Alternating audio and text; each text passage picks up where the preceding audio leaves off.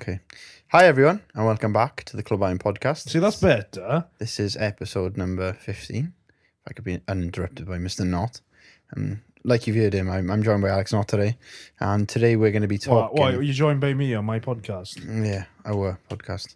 Anyway, we are going to be covering the topic today of determination.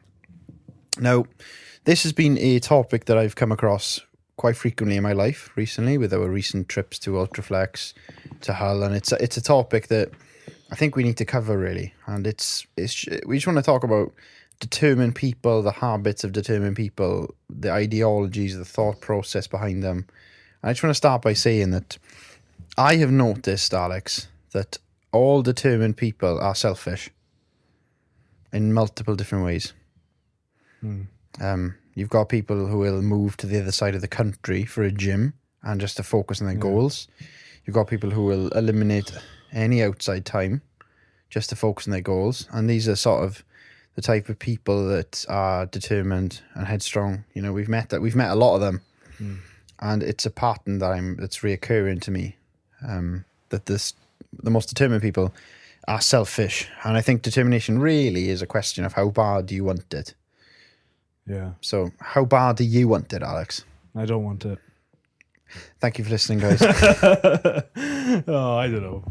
No, I mean, I don't really know what to say about determination. I mean, I suppose, obviously, when we went to Rotherham, I realised that people were actually moving there just to go to a gym. And it just sort of raised the question, like, you'd never really think of doing that. And when you bring it up to, like, normal people, they think that's bizarre why you would move to a different country, a different town for the sake of a gym. But, you know, if you think of it, if that gym has stuff that would allow you to be better, you know, if you're determined to be better, then you will make the move, won't you? You'll make the move because you know that they have the equipment that you're going to want, you're going to need to use in order to be the best.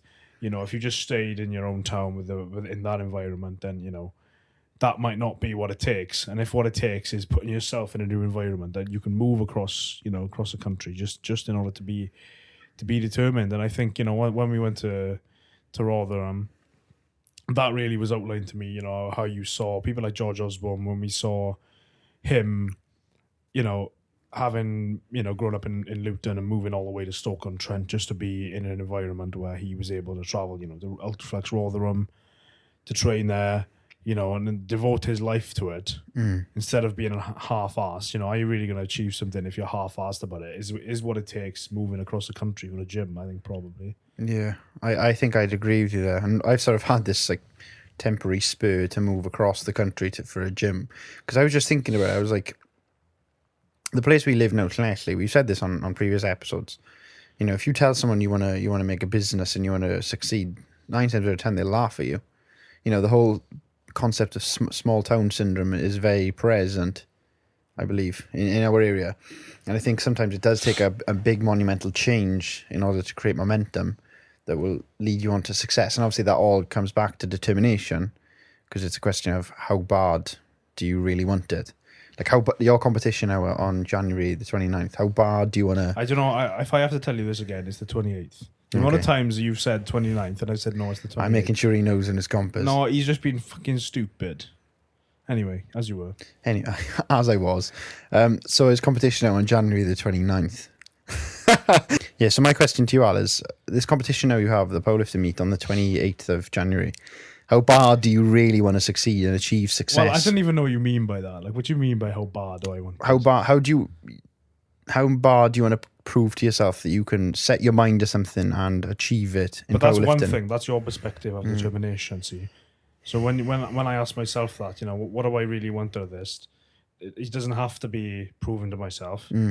You know, it doesn't have to be that. Maybe I just want to compete.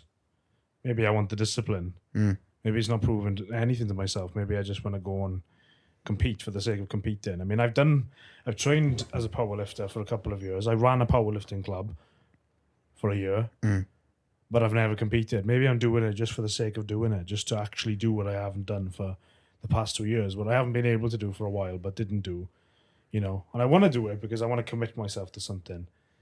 You know, I've always kind of half-assed things. And I see it in your training now, and you might disagree. It's sort of like you're in limbo right now. You're kind of enjoying training, and I was enjoying training and enjoying food. But I think once there's a goal, you have to, you have no choice but to, you can't just go off track and say, oh, do you know what, I'm going to go and do pull today, or I'll do pull tomorrow instead. I can't really do that. You know, I go to the gym at this day to do this session for this reason. And I kind of enjoy that right now, because for years I've just trained and kind of enjoyed it, but I'm not competing in bodybuilding. You know, I don't want to. So why don't I do something I enjoy more? Just powerlifting. And I enjoy being strong. I want to get stronger. I want to outlift people. I want to go in the gym and outlift people by like 2 plates. Is have that? Have that. I shall certainly have that. But is that? I believe that determination creates more determination. So obviously, the roll-on effect now of you signing yourself up to a power meet has obviously been powerlifting meet. Sorry, powerlifting meet has been that you've stopped going out drinking on the sesh frequently, and you've sort of committed yourself to this training. And you said this to yourself in the gym, or to me in the gym today. You said that this is the first time you feel good in a while. Yeah, I've put 2.5 to 5 kilos on my squat every week for the past 6 weeks, and the RPE has remained unchanged. Unchanged? Yeah, sorry, go on. Unchanged! because I think of the drinking. You know, I'm a heavy-ish guy. I'm 105-ish kilos. 105. That's pretty heavy. Yeah. You know, most people that I know are not that heavy. As in, like, you know, people who are like 5'11" and 21. They're usually about 80 to 90 kilos. You rarely find people this heavy, unless you're really fat, in which case, sort of. But I just feel like I should have been stronger, and I knew I was capable of being much stronger. You know, especially with bench. You know, I mean, I have shortish arms, so I'm genetically built for bench, and I don't know why I haven't been building a 4-plate, the 200 kilo bench already. I should have that by now. And I know I'm looking back and thinking what I could have done. But at the end of the day, I've just decided now to stop hanging around with all the idiots that were going out drinking every weekend and not giving a fuck about their future. And now I've just decided I'm going to use powerlifting, use this competition as a whatever catalyst maybe to a better life, to a more disciplined life, where I'm actually achieving things and maybe showing other people that I can achieve things and that I am a beast.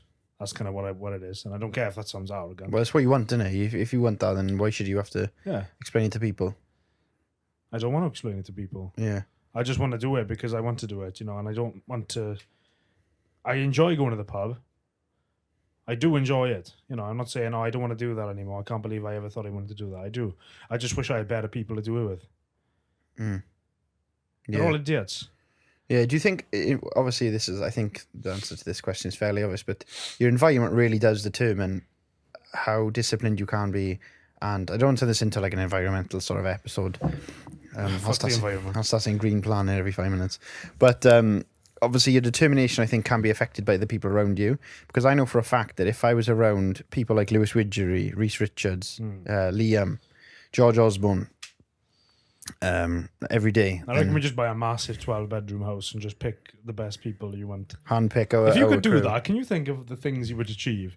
If you could, for example, let's say it was bodybuilding, you could pick like Kuba, Lewis Widgery, you know, Reese, Liam, George Osborne, you know, Jack, and other people, Jack Thorburn, Slow. I can already think of how class this would be. Can you think of how much you would achieve if you, for example, now let's say like I'm quite fat, right? I've got a bit of extra body fat, and let's say I was in a house now with all these bodybuilders, and we all lived together every day, and they were eating, they were meal prepping and everything.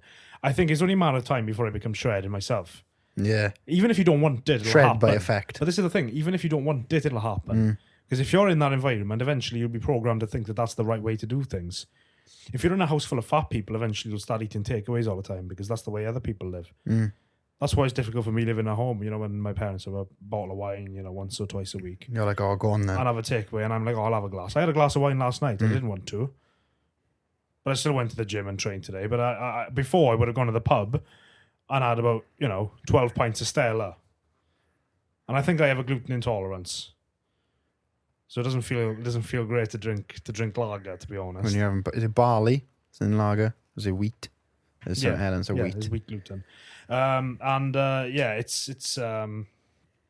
It's it's worse, isn't it, to go out and do that than just to sit at home and have like one glass of wine. I think that I'd rather that. I mean, people like you, for example, you claim to me that it's a sacrifice you've made. You haven't really sacrificed alcohol because you're not really interested in it. No. Whereas for me, I mean, you can see how obvious it is with me. You know that I like a drink. And it is a sacrifice that I'm making. I'm enjoying the results, though. This is the point. I think it's important that I made a sacrifice because I'm not determined to be an elite powerlifter.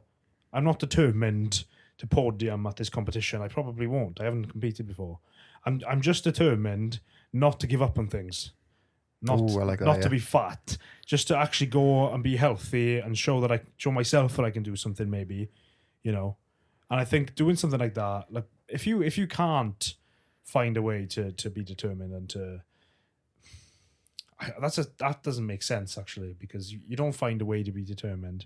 You've got to have it. You've got to want something. Yeah. If you don't feel determined to do anything, you're probably either in the wrong group of people, a group of friends, or you haven't found something that you are passionate enough about. Yeah. When I ask you, Matt, I say, if we're going to make Clwb into a massive business, you're going to have to work very hard, and it's going to be harder than you're emotionally capable right now. And then I said you have two options: you can either quit or you can keep going, but you're going to have to show determination. You're going to go, you know what? I don't care what it takes. Oh yeah, I'm going to do it, 100%. Regardless of what it takes. That's determination, where you don't really care what it's going to take, even if you're completely aware of the fact that it's going to be really hard, but you want that end goal so much that you will do it anyway. Yeah. The same with bodybuilders, with Jack Thorpe moving all the way up to Rotherham. And wasn't he driving up there from South Wales at one point? He was. A couple of days a week. He was. If you're doing that, that's determination. Getting up at the crack of dawn, driving all the way to the north of England from South Wales. For a gym session. You tell me if that's not dedication. I don't care if you think that's batshit crazy. It is. But that's the point. Absolutely insane. But he's one of the best looking people on planet Earth. In fact, he was the fourth WMBF. Yeah, whatever. I think it was WMBF in the amateurs, and he lost to two pros. So essentially, he's the second best looking middleweight, whatever it is, amateur bodybuilder in the world. And I know I'm probably not explaining that exactly the way that it is, but that's what I mean. He's like that because he would get up. You ask someone, "Oh, will you drive 3 hours for a gym session?" People go, "No." Well, you're not going to be in as good a shape as somebody who will do that, regardless of how long it takes to get there. Yeah, or how little sleep it'll make them have for a couple of days a week. Yeah, that's the determination. Yeah. That's the line, that's drawn between success and failure. I don't want to relate this at all to my own personal life because it's not on the same scale. But when I moved to PB gym, people are like, "Oh, you drive 40 minutes for the gym," and it's like, well, yeah, because it's not just the gym I'm going for.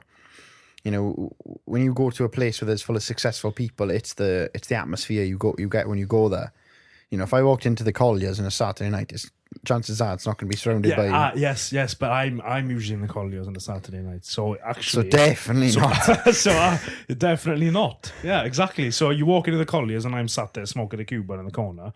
Damn right, you're surrounded by success, but the rest of them, I get it. Yeah. But it's, your environment completely dictates who you are, and I felt this weird feeling when I was in Rotherham. I felt like I was at home, not at home, but it was like familiarity. It wasn't it's because you were around people who actually understood what you were doing and why you were doing it. Yeah. And people who are more dedicated to some things than you are right now, that you're aware of. 100%. And then you're looking at that like, damn, I'm not so stupid after all for trying to walk into this business and not care about anything else. Yeah. And when people are doubting you down here, is because that's the environment they're in. Everyone does it. How many are people our age down here are like carbon copies of each other? It's just one of the boys watches the football, drinks beer and smokes fags. Yeah. Vapes. Do you know what I mean? Yeah. I mean, Deluxe 5,000 or whatever it's called. I don't care what they're called, to be honest, but they're all carbon copies of each other. I can't name you. I can name you a handful of individual personalities in Slashy, and me and you are two of them. Yeah, so you can't let. The question is though: do you become so successful that you sort of make everyone rise up in a determination sense, or do you just go screw this and move on?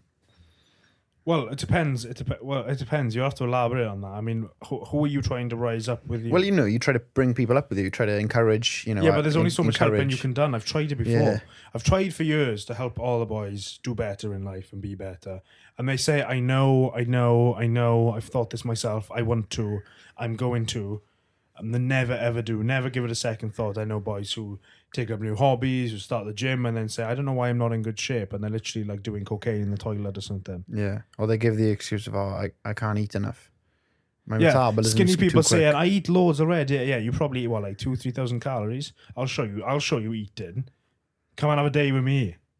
That sounds a bit strange, but honestly, people come up with the worst excuses, and one of them being, I can't eat enough. I mean, come on, there are worse problems to have in life. Just put some food in your mouth and swallow it. Yeah. God damn it. Skinny bitches, man. Yeah. Sorry, I had a bit of a trance. I went into a trance then. It was just You could tell Alex all of the has skinny had this peop- speech before. Oh, do you know what? There's some people who are like, I've been trying to bulk for ages. I eat loads and my metabolism's quick. Shut up about your metabolism. Your metabolism My could be metabolism, bro. the fastest on earth. Just eat more than everybody else on earth. Yeah. Even Matt Diamond, the strong man. Yeah.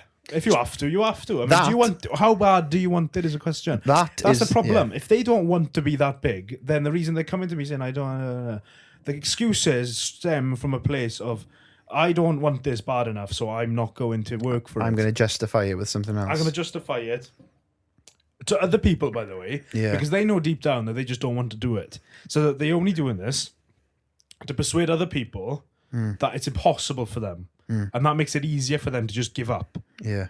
So we literally just finished recording a podcast which is coming out in like 5 weeks' time with Mr. Matt Diamond. And he was telling us that Mr. Matt Diamond. one of his training partners or his spot has 8% vision and competes in competes in powerlifting and strongman. It's a very good example. That if that isn't determination, and Matt himself, I don't want to say too much because the podcast hasn't come out yet, and I want people to listen to that. But Matt had every excuse not to ever train again. Every excuse.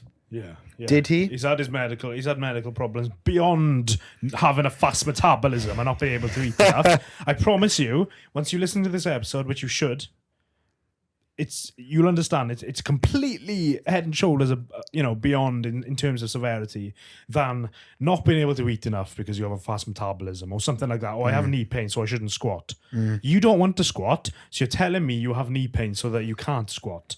The real problem is you don't want things bad enough to be determined about it, and maybe that's not something you should pursue then. Because maybe you're doing things that other people are doing to try and look cool, but you don't want it bad enough, so you're not doing it properly. So you're not determined to make it happen. Even if you do have a fast metabolism and you have to eat a little bit extra or whatever, if you don't want it bad enough because maybe you're only doing it because other people do it, You're not going to do it. Then there's no point. I'm saying there's no point. It's not a failure of your character to not be passionate about things. If you're not passionate about things, you haven't found something that you're genuinely passionate about. You've just got to find something else. Even if it's uncool, be uncool, because those are the people that we remember. As I told you, don't be a carbon copy of other people, because Clash is full of them. People who are pretty much exactly the same. Yeah, it's sad to see, and it's not sad for me to see it. To be no, honest, but it's sad for me to see that because I do not want to. I want to interact in a good environment, not just an environment full of the same people all over again. Let's move then. Let's move to Mayfair tomorrow. All right. Can you imagine? We probably last a week and then we go bankrupt. Good. We don't deserve money. What have we done? What have we done to deserve to eat in Mayfair? Yeah. And people always say like, "Oh, I haven't found what I'm interested in." Okay. What have you tried? Not much. Well, so why? How do you know? I haven't found podcasting. I love podcasting. I love sitting here. I love interacting with different people. I love speaking to them. I love hearing their life stories. I love hearing stuff they have to say, meeting different people, socializing with different people. I just met one of my idols, George Osborne, and did a podcast with him and got spotted by him for a set. And obviously his partner as well. She spotted me. And by the way, lost all the footage. Yeah, and lost all the footage and managed to get it back. If that isn't determination, I don't know what it is. It is determination, to be fair. He dropped his hard drive and drove all the way to Bridgend immediately to a data recovery analyst in order to retrieve, for the chance to retrieve the footage. There's determination. I'm determined for people to see my interaction with George Osborne. I'm determined to get this podcast out in high quality.